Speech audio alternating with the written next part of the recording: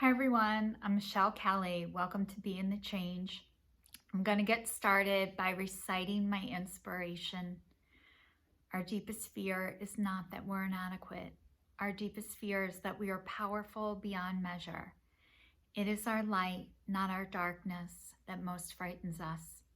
We ask ourselves, who am I to be gorgeous, talented, brilliant, gorgeous, talented, and fabulous? Actually, who are you not to be? You are a child of God. Your playing small does not serve the world. There is nothing enlightened about shrinking so that other people will not feel insecure around you. We are all meant to shine as children do.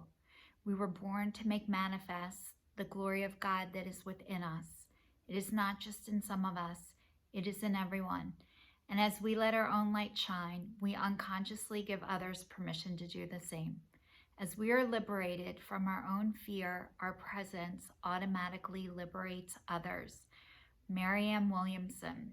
I'd like to say welcome to everybody who's watching me for the first time, and thank you, and welcome back, and thank you to everybody who's been on this journey with me since 2019, stating I was breaking up with fear, breaking up with shame, and breaking up with guilt with a weekly video as my New Year's resolution. I'm still going strong, 2021. We're going into October, which I can't believe it. Also, last year was to be kinder and more compassionate to myself and others for 2020. And this year has been to break up with processed sugar, which I'm still broken up with it. And you guys, every week I tell you I still want it. I still do. I hope it goes away soon. I hope I don't still miss it, but I do. But not obsess over it. It's like it crosses my mind sometimes, but it's not like an obsession, which is great.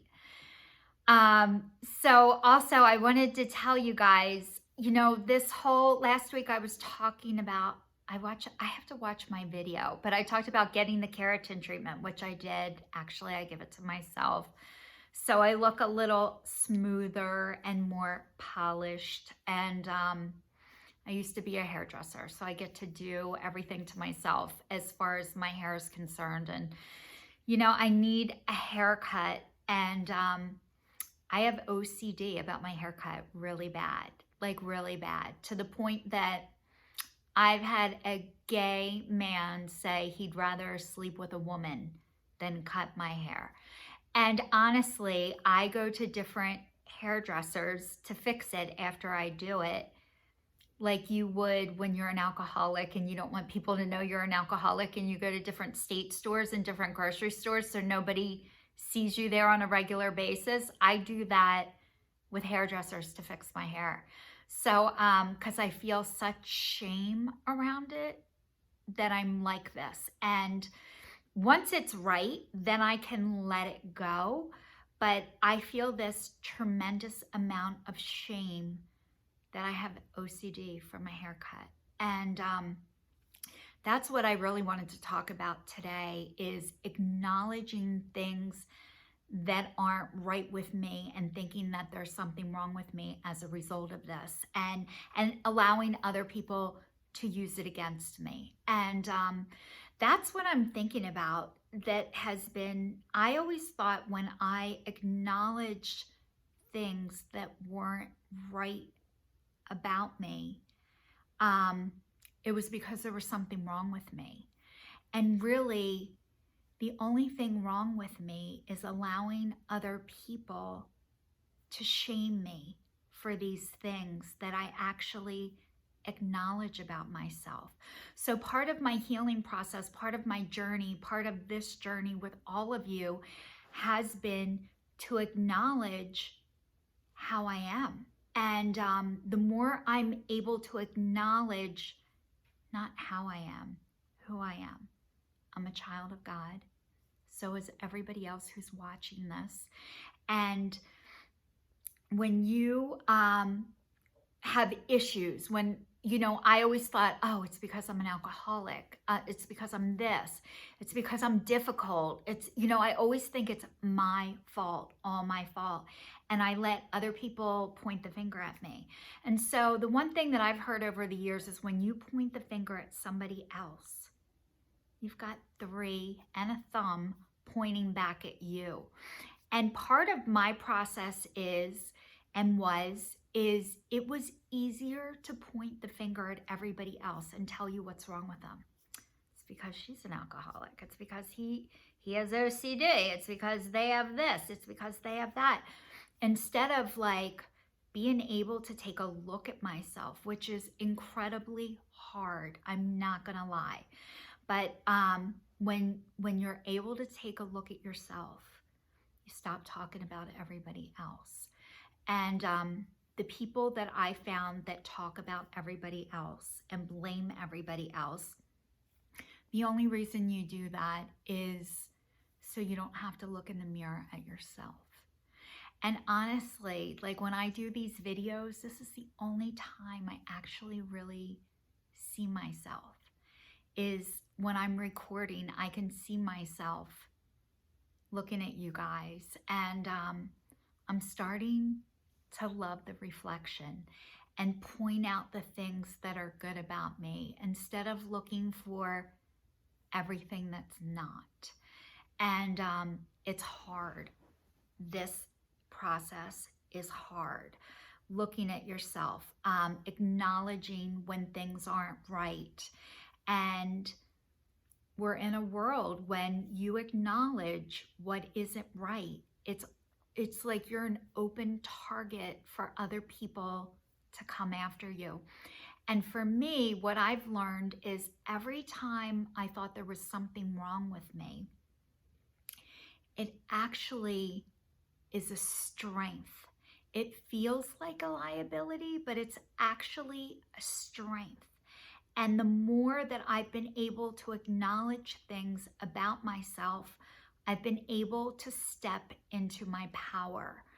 And it's not an above, or it is an equal. So like, we are all equal. I know we're in a world where we put people up on pedestals and think like, because of what they do for their job, you think that they are superior to you. And what I have found out is I am not superior to anybody. Excuse me. And nobody is superior to me. And anybody who acts like they are is not somebody that I need to be around with. So also the other thing is, you know, I am excelling into a spiritual level that a lot of people I haven't found are where I am spiritually, which it's scary shit. It's like I went on this retreat, this Gestalt pastoral care a couple years ago.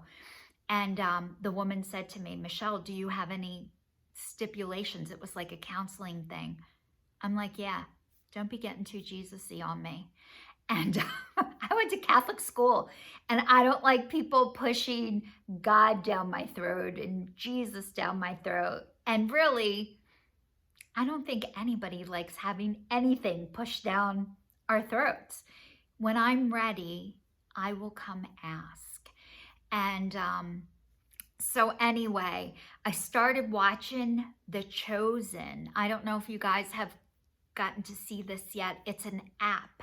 You get the app, you download it, it's free, and you can watch it on YouTube, but it's the life of Jesus, and I'm getting Jesus-y. And I know that I am one of the chosen, and part of having this job is telling people about my spirituality, about my gifts that I have out loud, and not being embarrassed or ashamed of them, and owning my power in that. And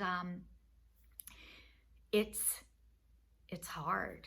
This stuff is hard, but I know I'm meant to do it. And the more I do it, the more comfortable I get with it. And no one can shame me or blame me for what's not right. It's usually what's not right with the other person, not what's not right about me. So I'm starting to realize that all of my things that I thought were the worst things about me are my greatest gifts. And I know that for everybody who's watching, it's like, it feels like they're your worst things, but actually they're your strengths. And when you can learn to channel them and use them for your good instead of hurting and harming yourself with them, that's when the process starts to shift.